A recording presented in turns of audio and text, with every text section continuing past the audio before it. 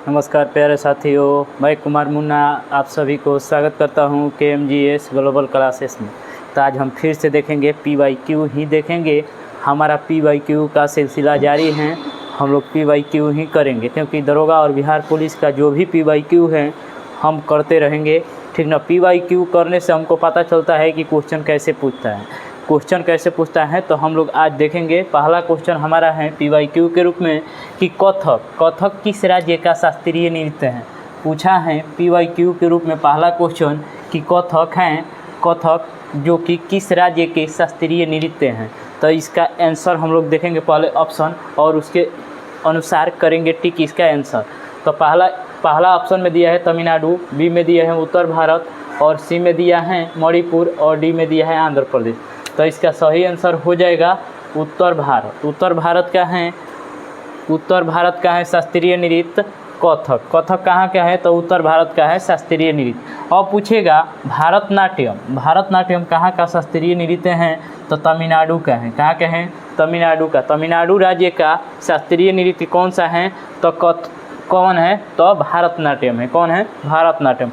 वही पूछेगा कि मणिपुरी से ही पता चलता है कि मणिपुर का ही होगा शास्त्रीय नृत्य, जो कि नाव पर ही है। मणिपुरी पूछेगा कहाँ का शास्त्रीय नृत्य है, तो मणिपुर का है। वही पूछेगा कुचिपुड़ी कहाँ का शास्त्रीय नृत्य है, तो ये हो जाएगा आंध्र प्रदेश का हो जाएगा। कहाँ का हो जाएगा, काचापुड़ी, यानी काचापुड़ी कहाँ का है या कुचिपुड़ी कहाँ का है, तो आंध्र प्रदेश का है। कहाँ के हैं, आंध्र प्रदेश के हैं।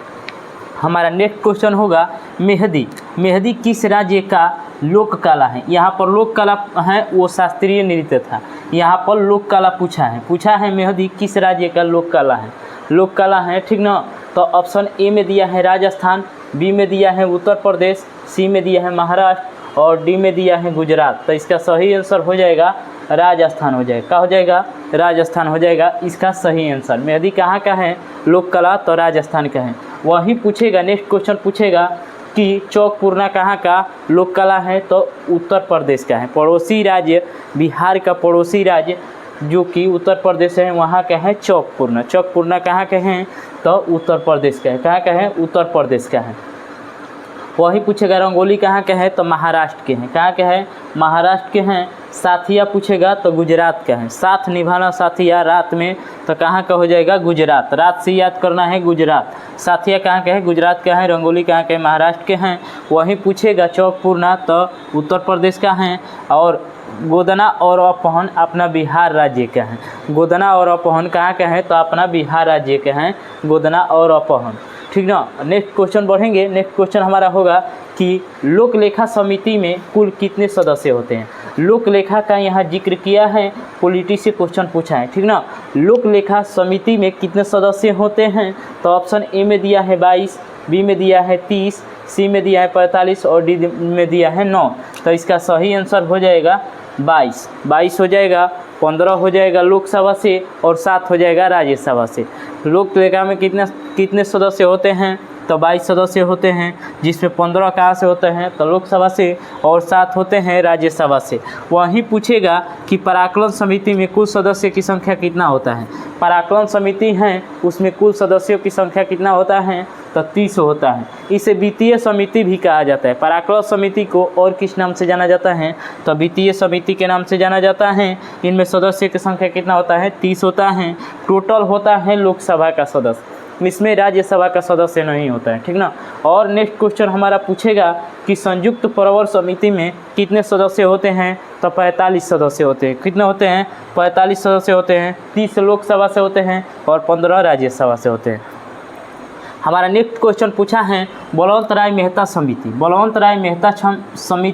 का गठन कब हुआ था। ये पंचायती राज्य व्यवस्था सुधार से समिति आया था, ठीक ना। पंचायती राज्य व्यवस्था सुधार से समिति कुछ आया था, उनको पूछा है कि बलवंत राय मेहता समिति का गठन कब हुआ था। तो ऑप्शन ई में दिया है 1977, बी में दिया है 1957, सी में दिया है 1986 और डी में दिया है 1988। तो इसका सही आंसर हो जाएगा 1957। 1957 में किस समिति का गठन हुआ था, तो बलवंत राय मेहता समिति का गठन हुआ था। वही नेक्स्ट क्वेश्चन पूछेगा कि अशोक मेहता समिति का गठन कब हुआ था, तो 1977 ईस्वी में हुआ था।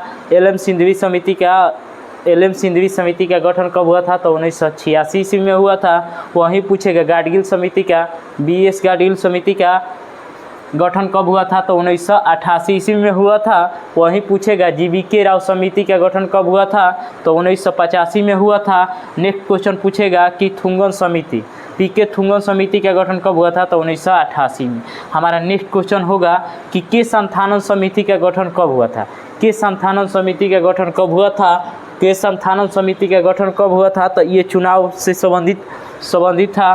के संथानन समिति का गठन कब हुआ था? तो इसका सही आंसर हो जाएगा 1962 ईस्वी में हो जाएगा, ठीक ना। तारकुंडे समिति पूछेगा, तारकुंडे समिति का गठन कब हुआ था? तो 1974 ईस्वी में हुआ था तारकुंडे समिति। तारकुंडे समिति का गठन कब हुआ था? तो 1974 ईस्वी में हुआ था। 1974 ईस्वी में हुआ था। वही पूछेगा कि थुंगन समिति का गठन कब हुआ था? तो 1962 ईस्वी में हुआ था। बोहरा समिति का गठन कब हुआ था? तो 1993 ईस्वी में हुआ था। बोहरा समिति का गठन कब हुआ था? तो 1993 ईस्वी में हुआ था। इंद्रजीत गिल समिति का गठन कब हुआ था? तो 1998 ईस्वी में। इतना जो समिति बना है इससे बाहर नहीं आएगा, ठीक ना। जो भी समिति पूछेगा इससे बाहर नहीं आएगा। हमारा आज का लास्ट क्वेश्चन होगा कि वेदों की ओर लौटो का नारा किस भारत के किस व्यक्ति ने दिया था जो स्वतंत्रता संग्राम में भाग लिए थे, ठीक ना।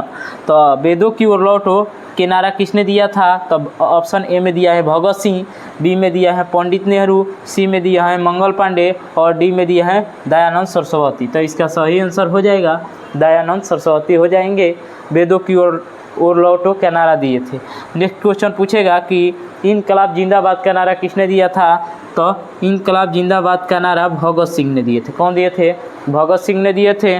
वहीं पूछेगा पूर्ण स्वराज आराम हराम है के नारा किसने दिया था? तो पंडित नेहरू ने दिया था। और भगत सिंह ने क्या दिया थे? इनकलाब जिंदाबाद के नारा किसने दिया था? तो भगत सिंह। वहीं पूछेगा वेदों की ओर लौटो का नारा किसने दिया था? तो दयानंद सरस्वती। वहीं पूछेगा पूर्ण स्वराज और आराम हराम है तो पंडित नेहरू हो जाएंगे।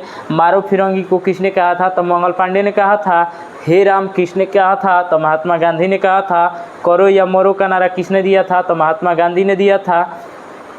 ये सब नाराएं बार बार परीक्षा में पूछता रहता है, जो कि हम इनको सेट किए हैं, जो आपको परीक्षा में इससे नंबर मिल सकता है, ठीक ना।